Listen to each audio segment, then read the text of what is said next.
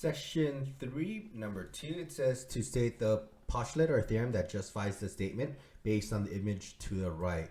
The images that is to the right here, it is a pair of parallel lines is cut by a transversal.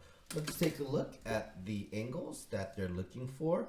Number A, it says angle 2, which is right here, and angle 7. All right, it looks like they're both on the outside and they're going across the transversal.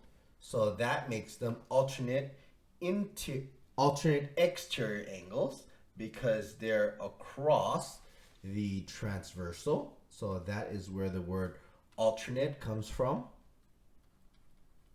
And they're both on the outside, so we use the word exterior. So they're alternate exterior angles. Next, let's take a look here at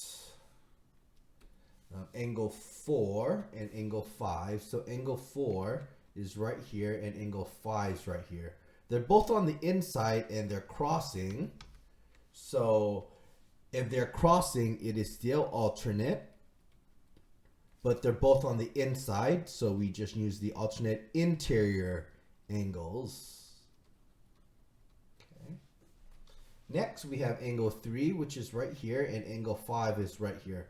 They're both on the same side, okay, and it looks like they're adding up to 180, so that would be your consecutive interior angles. Okay. If you slide them up, they also make linear pairs. Next, we have angle 2 and angle 6. They're both in the same spot. They're both on the top right-hand corner. And when they're in the same spot, we call them corresponding. There you go.